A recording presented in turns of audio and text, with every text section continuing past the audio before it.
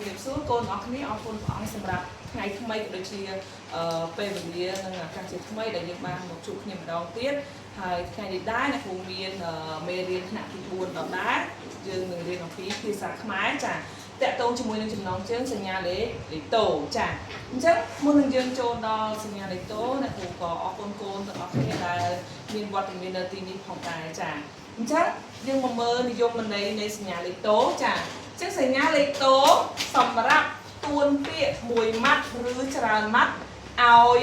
ថាពីរដងដដែលម្ដងទៀតសញ្ញាលេខតូសម្រាប់ទួនពាក្យមួយម៉ាត់ឬច្រើនម៉ាត់ឲ្យថាពីរដងដដែលចាអញ្ចឹងគុណមើលថា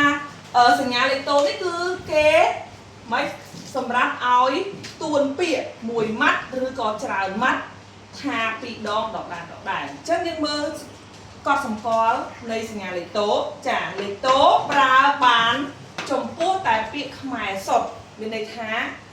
អត់អាចប្រើទៅលើពាក្យបាលីបានណាកូនអញ្ចឹងពាក្យនានាជាពាក្យបាលីមិនត្រូវប្រើសញ្ញាលេខតូទេ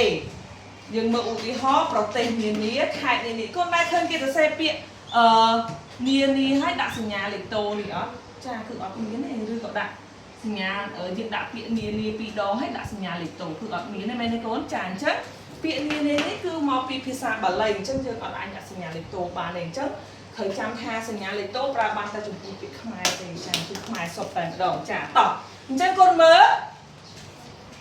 កំណត់សម្គាល់ម្ដងទៀតចាលេខតូប្រើចំពោះតែពាក្យខ្មែរសុទ្ធពាក្យនានាជាពាក្យបាលីមិនត្រូវប្រើសញ្ញាលេខតូទេចាអញ្ចឹងកូនចាំណាអត់ប្រើសញ្ញាលេខតូទេអញ្ចឹងអ្នកកុំមានឧទាហរណ៍ចាយើងមើលពាក្យអីគេដែលប្រើសញ្ញាលេខតូមានដូចជាពាក្យផ្សេងម្ដងនីមួយថ្ងៃអញ្ចឹងកូនមើលពាក្យផ្សេងគឺពាក្យផ្សេងនេះគឺពាក្យមួយម៉ាត់មែនទេម្ដងនេះក៏ពាក្យមួយម៉ាត់តែនីមួយនេះគឺច្រើនម៉ាត់ចាមួយថ្ងៃ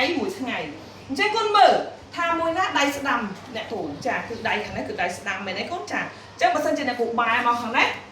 គឺដៃស្ដាំរបស់អ្នកគ្រូវិញចាអញ្ចឹងសញ្ញាលេខតូវាស្ថិតនៅខាងស្ដាំ